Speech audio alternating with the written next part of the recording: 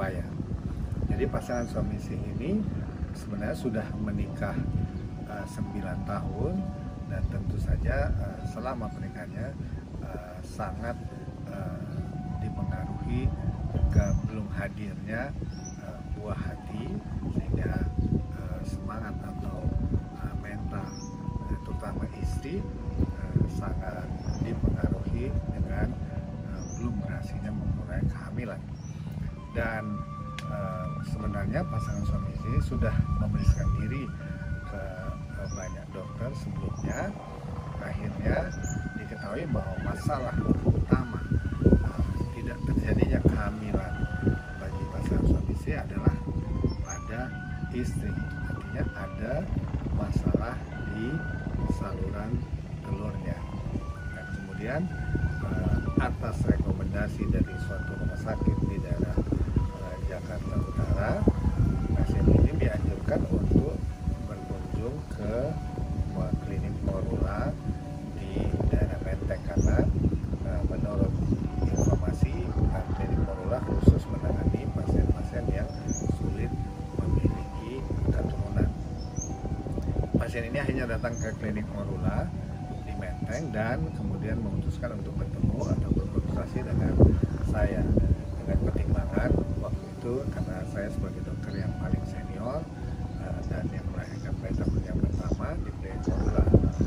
Kemudian dari hasil pemeriksaan atau dari hasil evaluasi yang saya lakukan, memang masalah utama terutama pada saluran telur atau yang disebut tubal fallopian, sehingga saya waktu itu menjelaskan kepada pasien dua opsi yang bisa dilakukan, yaitu apakah mau mencoba memperbaiki masalah pada saluran telurnya sehingga mungkin bisa hamil alami atau dengan inseminasi, tetapi tentu keberhasilannya tidak 100%, atau langsung saja mengikuti program bayi tabung, terutama karena pernikahan yang sudah 9 tahun dan masalah usia dari istri.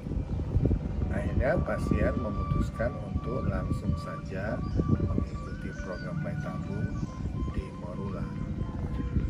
Dari pemeriksaan awal, pasien ini sebenarnya cukup bagus untuk mengikuti program bayi tabung. Masih cukup banyak sel telur yang bisa dimanfaatkan, karena kita tahu bahwa keberhasilan suatu program bayi tabung di samping faktor usia dari istri juga sangat ditentukan oleh banyaknya sel telur yang bisa kita manfaatkan dalam program bayi tabung tersebut.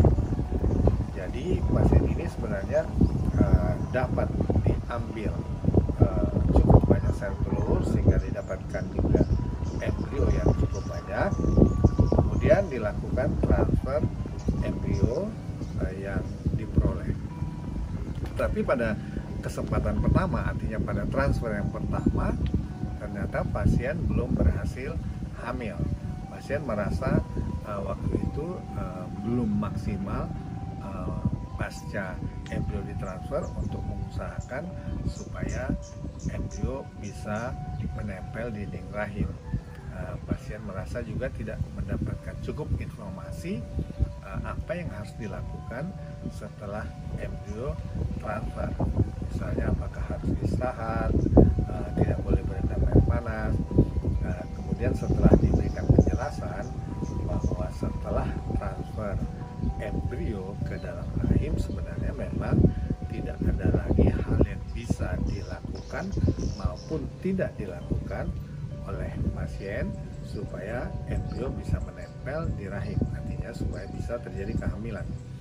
Kehamilan embrio di dalam rahim artinya proses menempelnya embrio yang sudah diletakkan di dalam rongga rahim untuk bisa menempel di dinding rahim harus terjadi secara alami dan tidak ada hal yang bisa membantu supaya embrio bisa menempel di rahim.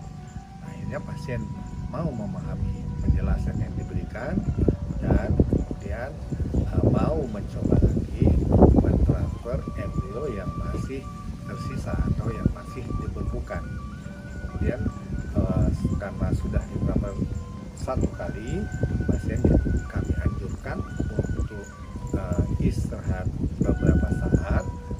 sebelum mulai lagi program transfer embrio yang kedua. Nah, untungnya pasangan suami istri ini bisa bekerja sama dan berbagi. Artinya suami istri juga terutama saling mendukung, saling memberi semangat untuk selalu berusaha untuk bisa mencapai apa yang mereka impikan. Dan kemudian akhirnya kami melakukan transfer embrio beku yang kedua setelah yang pertama gagal. Dan pasien pada kesempatan kali ini sebenarnya tidak begitu banyak berharap lagi mengingat pengalaman pada transfer embrio yang pertama. Tetapi pada saatnya harus memeriksa apakah sudah terjadi penempelan embrio ke janin rahim atau sudah terjadi kehamilan, yang biasanya kita periksa melalui urin atau air seni, kadar beta HCG-nya yang menunjukkan positif atau negatif. Dan untuk memastikannya biasanya kita memeriksa dari darah, kadar beta HCG dari darah yang lebih bisa melihat berapa kadar hormon kehamilan yang terjadi. Dan ternyata pasien ini hasilnya adalah positif hamil. Dan tentu pasien merasa sangat tidak menduga atau sangat berbahagia sampai melakukan sujud syukur karena mendengar kabar sudah terjadi kehamilan. Ini adalah reaksi normal bagi pasien yang sudah berupaya begitu lama kemudian terjadi kehamilan. Tetapi perlu diingat bahwa dalam suatu program PKU tujuannya bukan hanya terjadinya kehamilan, tetapi yang penting adalah bisa melahirkan bayi yang sehat. Jadi terjadinya kehamilan itu baru tanda awal yang positif tentunya, tapi tujuan akhirnya adalah harus bisa lahir bayi yang sehat. Kemudian dengan pemantauan yang ketat, tidak begitu banyak terjadi masalah selama kehamilan pada pasien ini.